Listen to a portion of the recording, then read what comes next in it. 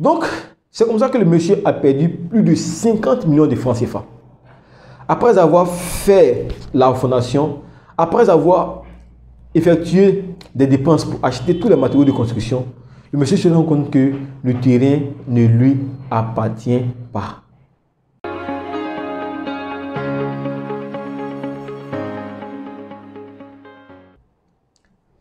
Alors bonjour tout le monde, j'espère que vous allez bien et quant à moi, vous le savez déjà, moi je vais toujours bien comme d'habitude.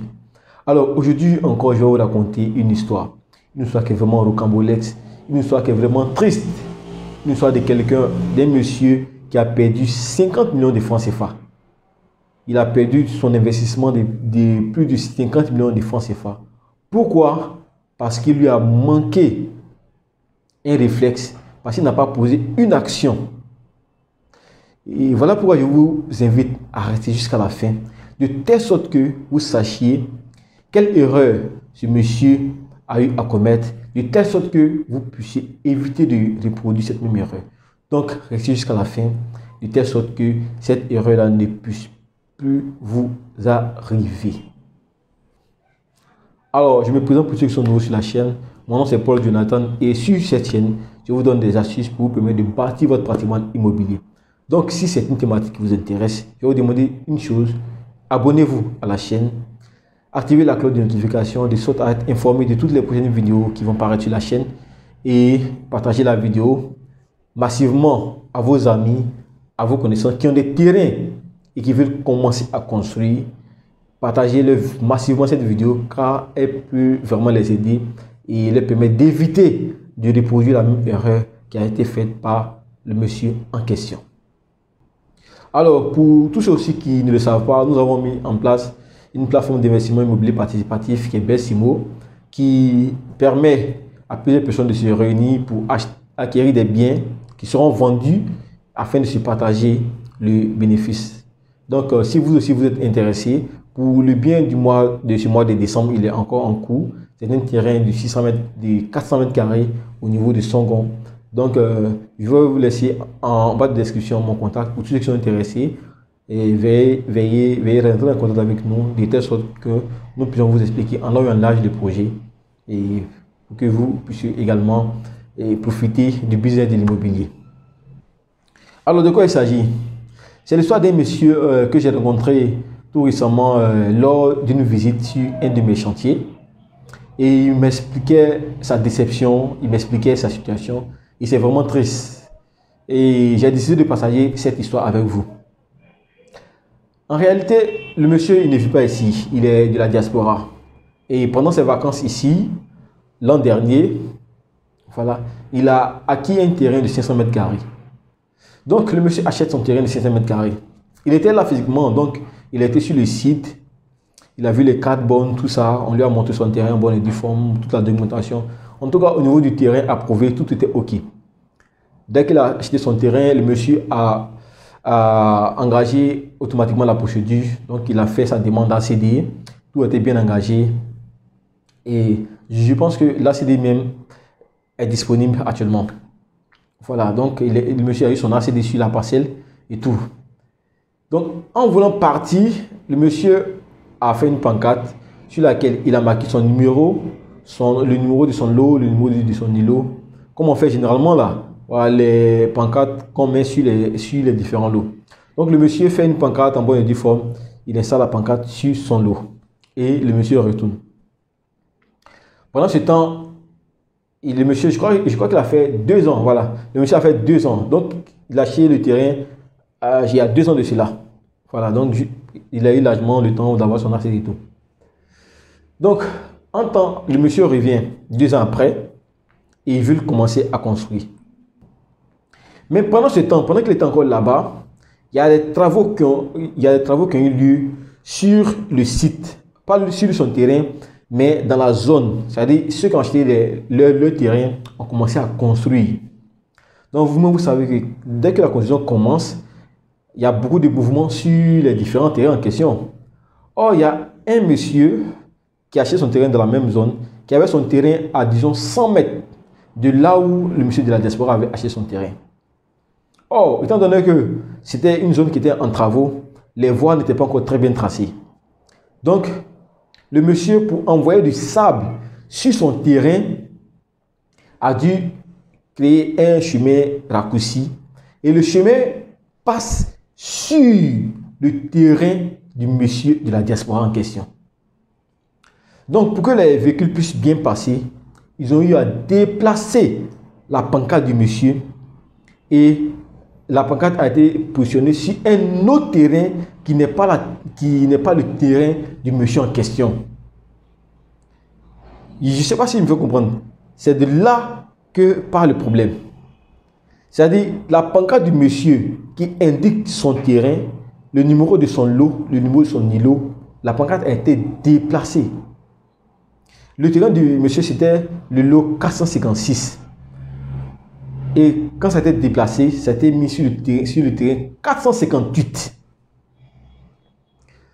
Donc le monsieur, lui, il ne savait pas tout ça.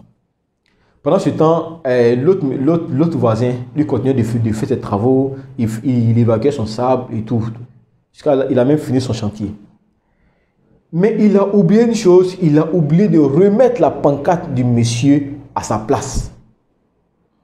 Étant donné que celui qui avait le lot 458 n'avait pas de pancarte, du coup, si on voit une pancarte sur le terrain, on se dit automatiquement que c'est le bon numéro pour celui qui n'est pas un expert en fait.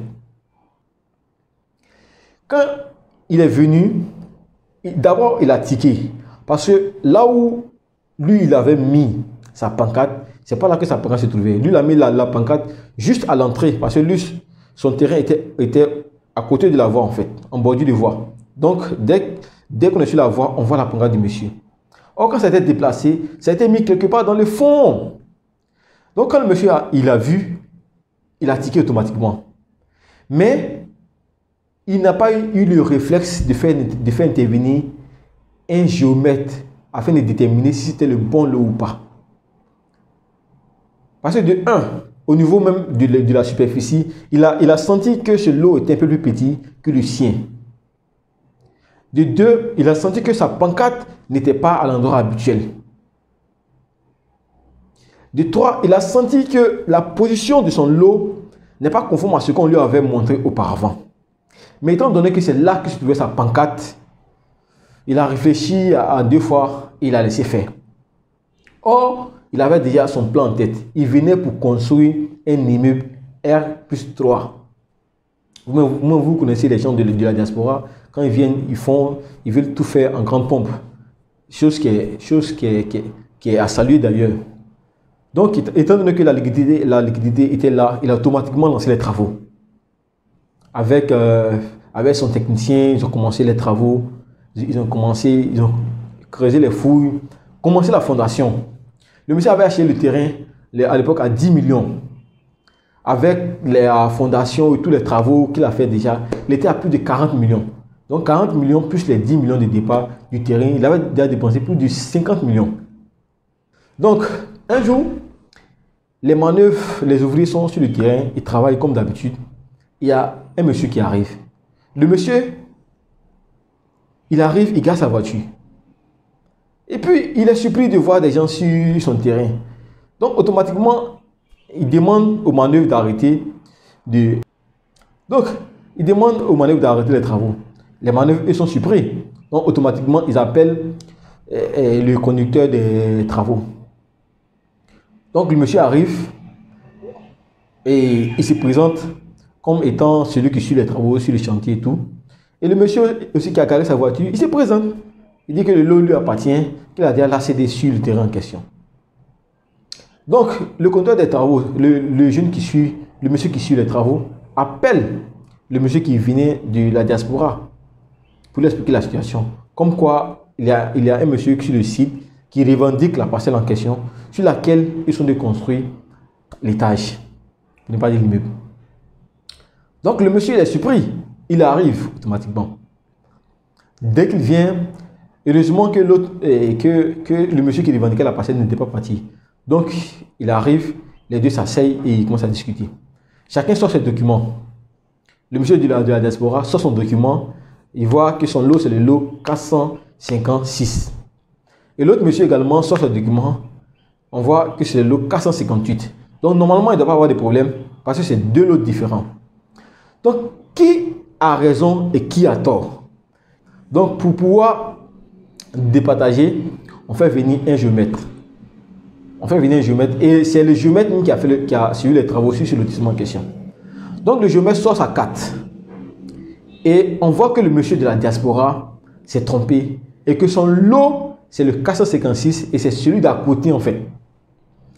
Donc, ça veut dire que l'investissement de 40 millions que le monsieur a fait, ce n'est pas sur son terrain, c'est plutôt sur le terrain de son voisin. Il y a problème. Bien, comme on dit chez nous à Abidjan, il y a problème. Comment régler ce problème? Le monsieur a investi plus de 40 millions dans la construction de l'immeuble. L'autre monsieur aussi, il ne veut rien comprendre. Lui, il dit qu'il veut son terrain. Donc, il demande au monsieur de déplacer son immeuble en construction pour le mettre sur son terrain. Chose qui est impossible d'ailleurs.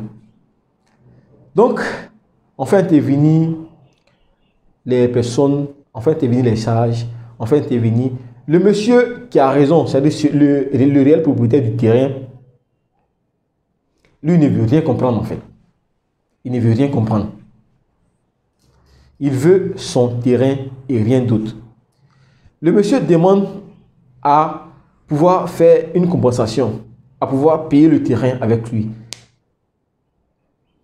Le monsieur dit niet, il refuse. Il veut son terrain ou rien. Le monsieur lui propose 20 millions de francs CFA pour acheter son terrain. Le monsieur dit non. Donc l'affaire même est arrivée en justice. L'affaire est arrivée en justice. Il y a une chose aussi qu'il faut savoir, c'est que l'ACD qu'on fait à son détenteur, c'est-à-dire au propriétaire du terrain sur lequel on l'a cédé, les trois droits, que sont l'usus, le fructus et l'abusus.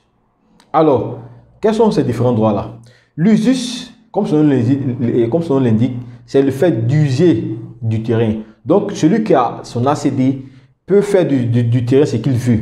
Soit il peut construire, soit il peut mettre le terrain en location, soit il peut ne rien faire sur son terrain, il peut user de son terrain comme il veut.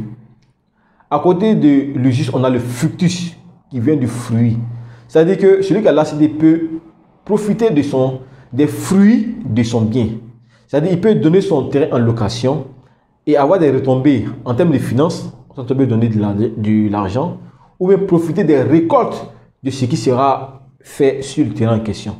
Donc c'est là le deuxième droit qui est le fructus. Et après le fructus, on a l'abusus qui vient de abuser. Donc avec l'abusus, celui qui a son ACD peut faire de ce terrain ce qu'il veut. Il peut en abuser comme il veut, si vous voulez. Donc ce sont les trois droits dont dispose celui qui a l'ACD sur sa parcelle. Donc il a le droit de tout ce qui est sur son terrain. Et sur son terrain, comme on dit, il a le droit du sol et puis le droit du sous-sol. En tout cas, il a vraiment tous les droits sur la parcelle. Donc celui qui a son ACD, c'est le vrai propriétaire de la parcelle. Donc les amis, c'est ainsi que le monsieur qui a investi plus de 40 millions a perdu son argent complètement.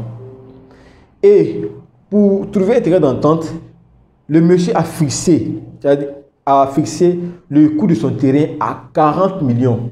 Je vous dis 40 millions. Sachant que de 1, son terrain est un peu plus petit que celui du monsieur de la diaspora. Le monsieur de la diaspora, son terrain fait 500 mètres carrés. Or, l'autre était un terrain de 450 mètres carrés. Le monsieur de la diaspora a acheté son terrain à 10 millions. L'autre, on ne sait pas combien il a acheté son terrain, mais avec l'ACD, il a vendu ce terrain-là à 40 millions. Donc, le monsieur, ne voulant pas perdre son investissement, il a pris. Je vous dis qu'il a déboursé 40 millions pour acheter le terrain du monsieur. Dommage, il a perdu 40 millions, sans oublier les 10 millions qu'il avait déjà investi initialement. Donc, les amis, je vous retourne la question. Qu'est-ce que vous pensez de la situation? Est-ce celui qui a déplacé la bande du monsieur qui est fautif? Ou bien c'est le monsieur même qui n'a pas, qui bien que s'entend, que les choses n'étaient pas correctes dès le départ, n'a pas fait intervenir un géomètre pour pouvoir s'assurer qu'il est sur le bon terrain avant de commencer les travaux? Est-ce lui le fautif? Donc, j'attends que vous me dites en commentaire à qui la faute. Et vous aussi, j'espère que cette vidéo va servir d'exemple à tous ceux qui veulent construire. Si vous n'êtes pas sûr d'être sur votre terrain, je vous conseille de faire venir un géomètre pour qu'il détermine réellement si vous êtes sur votre terrain, si vous êtes sur le bon terrain ou pas. Donc, dites-moi en commentaire que vous inspire cette histoire et surtout, n'oubliez pas d'éviter cette erreur. Rassurez-vous que vous êtes sur votre terrain, rassurez-vous que tout est OK avant d'engager les travaux. Donc, sur ce, je vous dis merci beaucoup à tous ceux qui nous ont suivis jusqu'à maintenant. Pour tous ceux qui veulent plus d'informations sur la plateforme d'investissement immobilier participatif, veuillez nous contacter sur le numéro qui apparaîtra en bas de description et nous vous ferons le plaisir de vous donner toutes les informations nécessaires. Donc sur ce, je vous dis à très bientôt pour une prochaine vidéo. N'oubliez pas de vous abonner et ciao.